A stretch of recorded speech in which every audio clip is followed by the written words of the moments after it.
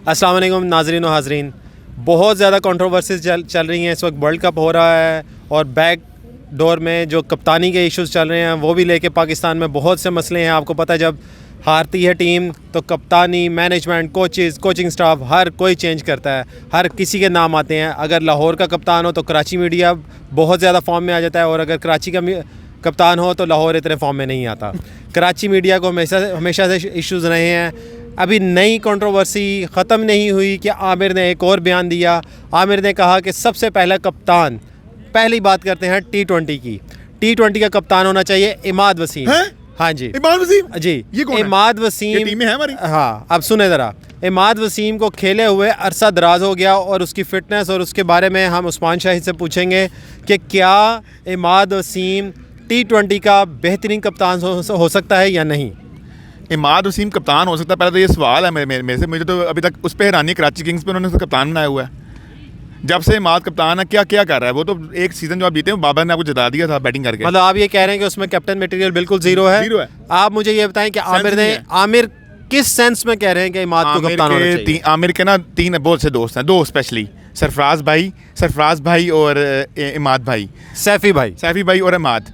इनके तो वो ऐसे फ़ैन हैं जैसे कोई पता नहीं, शायद इनसे पैसे भी लेते रहे हैं, मंथली लेते हैं। इन्होंने रखा हुआ इनको कि आपने हमें प्रमोट करना है। इन दोनों का नाम ले रहे हैं वो कैप्टनसी के लिए। मेरी तो समय से बाहर, जिन दो बंदों की टीम में जगह नहीं बन रही वो कैसे खेलेंगे? सरफराज ऑस्ट्रेलिया जाके खेल सकते हैं? मतलब आप, अच्छा, अभी हम T20 की बात कर रहे थे। आमिर ने कहा है कि T20 का इमाद वसीम को कप्तान होना चाहिए जो इसकी प्लेइंग 11 में जगह नहीं बन रही।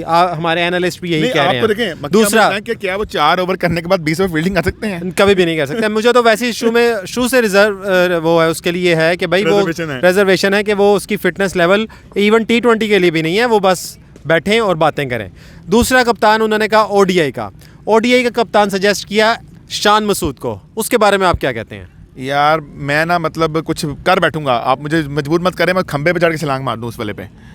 नहीं, हमारे आप बहुत कीमती एनालिस्ट हैं, तो काइंडली ये काम ना कीजिएगा। बातें ऐसी करें नहीं, देखें, बातें मैंने तो नहीं की, आपके फेवरेट मोहम्मद आमिर ने किया, जो आपका 2017 का चैंपियंस ट्रॉफी जिताने वाला वाहिद बॉलर, जिसने ऑस्ट्रेलिया में जाके ऑस्ट्रेलिया को नचाया, इंग्लैंड को नचाया। आपका वो वर्ल्ड क्लास बॉलर टीवी पे बैठ के बातें कर रहा है कि शान मसूद को कप्तान होना चाहिए। क्या थिंकिंग है? Brainless from me.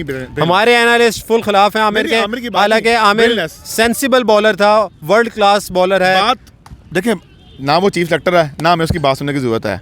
पाकिस्तान से उसका कोई ताल्लुक नहीं है। यूके नेशनल है वो भाई साहब, उसको काउंटीज खेलने का शौक है, लीग्स खेलने का शौक है, पाकिस्तान से खेलने का शौक नहीं है। कहीं यूके नेशनल की वजह से तो शान मसूद का नाम नहीं लिया उसने? शायद वो भाई होंगे ना। इमाद वसीम भी तो यूके नेशनल नहीं है ना। एग्जैक्टली। तीसरा, टेस्ट की बात करते हैं। टेस्ट में नाम लिया है सैफी भाई का। सरफराज अहमद की क्या प्लेइंग 11 में जगह बनती है? क्योंकि लास्ट टेस्ट में वो प्लेइंग 11 में थे। नहीं, वो पाकिस्तान में जो टेस्ट मैच हुए हैं वो उसके लिए वो उन्होंने खेला, उन्होंने स्कोर भी किया, उन्होंने भी डोमेस्टिक में भी स्कोर किया, वो पाकिस्तान में खेल सकते हैं। मुझे लगता है ऑस्ट्रेलिया में तो वो शायद 20 रन भी नहीं बना सकेंगे उन बाउंसी पिचेस पे। अच्छा, इसी के साथ मैं कहता हूँ कि अगर सरफराज, हम आपने बात की थी कि इमाद वसीम की फिटनेस नहीं है, क्या सरफराज की फिटनेस टेस्ट खेलने वाली है? आप देखें जो टेस्ट मैच लास्ट खेले उसमें बैटिंग तो बहुत अच्छी की, लेकिन अगर उनकी कीपिंग देखें, उन्होंने दो बड़े इंपॉर्टेंट स्टंप मिस किए थे। उस स्टंप का नुकसान ये हुआ कि केन विलियमसन हमें डबल सेंचुरी मार गए। उसके बाद आपके जो ओपनर थे कॉनवे, उन्होंने सेंचुरी कर दी। स्टंप उनसे मिस हो गए, कैच वो ड्रॉप कर देते हैं। ड्रॉप की उन्होंने बहुत बुरी कीपिंग की थी बाय द वे। ऑस्ट्रेलिया में कैसे करेंगे कीपिंग? अच्छा, ये 3 नाम जो कप्तानी के लिए दिए हैं आमिर ने, इसके बाद ऐसा तो नहीं लग रहा कि वो मेंटली तौर पे बिल्कुल बुखार जिसे कहते हैं, या मैं ऐसा वर्ड नहीं बोलना चाह रहा, इल हो चुके हैं? क्योंकि उन्होंने लाइव टीवी पे गाली भी देना चाहिए, बिल्कुल बात करते करते, और बड़ी गलत किस्म की बात करना चाहिए कि उन्हें फ़ौरन टोक दिया गया। वहीं से उन्होंने सॉरी भी की। क्या मोहम्मद आमिर बहुत ज़्यादा फ्रस्ट्रेट नहीं दिखाई दे रहे आपको? फ्रस्ट्रेट दिखाई दे रहा है। मेरा तो पहला जो एक कंसर्न है इस चीज़ को लेकर, मैं एक बात करना चाह रहा हूँ, ओवरऑल बात करना चाह रहा हूँ। जितने भी एक्टिव क्रिकेटर्स हैं ना, उनको अलाउ ही नहीं होना चाहिए कि वो टीवी, लेकिन वो रिटायर हो चुके हैं। नहीं, वो देखें मेंटली तौर पे आमिर रिटायर्ड हो गए, मेंटली तौर पर अगर वो करंट खेल रहे हैं ना, उनको अलाउ ही नहीं होना चाहिए कि वो किसी भी नेशनल टीवी के किसी भी चैनल में आकर बात कर सकें। ये जब आप रिटायर होते हैं उसके बाद आगे ऐसा की बातें करें, बताएं, हमें बहुत खुशी होगी। मेरा ये मानना है कि अपना मुंह पहले देखें, आपकी क्या परफॉर्मेंस थी। आफ्टर चैंपियंस ट्रॉफी एक मैच को लेके हम रोते हैं, उसके अलावा और उससे पहले जब 2015 के बाद वो आए हैं तो क्या उनकी परफॉर्मेंस थी? 30 की एवरेज है, स्ट्राइक रेट भी इंतहाई नाकस है, टेस्ट, ODI, T20। बातें आप ऐसी करते हैं जैसे आप पता नहीं क्या थे और क्या बन गए, चले गए। आपने पाकिस्तान को हमेशा नुकसान दिया। आपसे रिक्वेस्ट ये है कि पाकिस्तान की रिस्पेक्ट आप पहले नहीं की, अब तो करना सीख लें।